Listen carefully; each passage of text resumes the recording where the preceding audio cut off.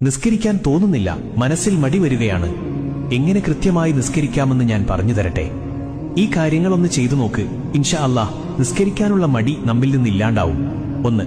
Bank കൊടുക്കുന്ന സമയം നമ്മൾക്ക് തോന്നും ഇനിയിപ്പോ നിസ്കാരം പിന്നെ ആക്കാമെന്ന്. ആ ചിന്ത വരാതെ നോക്കുക. അങ്ങനെ വന്നാൽ ഉറപ്പിക്കുക ശൈത്താൻ നമ്മെ പിഴപ്പിച്ചുകൊണ്ടിരിക്കുന്നു എന്ന്. 2. പരമാവധി ബാങ്ക് കൊടുത്ത സമയത്ത് തന്നെ വുളു എടുക്കാൻ ശ്രമിക്കുക. 3. നിസ്കാരം ഒരു ഭാരമായി കാണാതിരിക്കുക. കാരണം നാളെ നമ്മുടെ ഖബറിലെ കൂട്ടുകാരൻ നിസ്കാരമാണ്.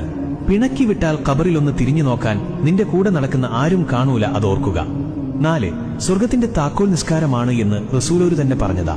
അതെപ്പോഴും ഓർമ്മയിലുണ്ടാവുക. അതിനർത്ഥം ആ താക്കോൽ ഇവിടെ നിന്ന് കരസ്ഥമാക്കാത്തവർ സ്വർഗം മോഹിക്കേണ്ട. 5. കുറച്ചു കഴിഞ്ഞു നിസ്കരിക്കാം എന്ന് തോന്നുന്ന സമയം ഖബർ, മഹ്ശറ, വിചാരണ ദിവസം, സിറാത്ത്, നരകം, ഈ സ്ഥലത്തൊക്കെ നമ്മൾ ഒറ്റക്കാണ് എന്ന ബോധം എപ്പോഴും മനസ്സിലുണ്ടാവുക. 6. പിന്നൊന്ന് ഉറപ്പിക്കുക, നിസ്കാരം ഉപേക്ഷിച്ചാൽ ഈമാൻ കിട്ടി മരിക്കൂല, ഈമാൻ കിട്ടാതെ മരിച്ചാൽ നരകം ഉറപ്പിക്കാം. റബ്ബ് കാത്തുരക്ഷിക്കട്ടെ, ആമീൻ. 7.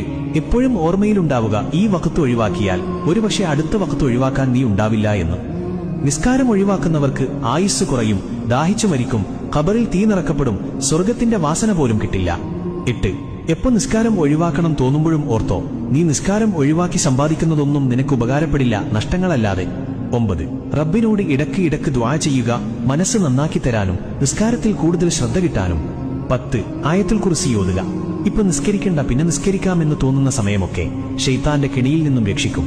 11. എപ്പോഴും ഓർക്കുക, നിസ്കാരം അത് ഏതൊരു കാര്യത്തിന്റെയും അടിത്തറയാണ്.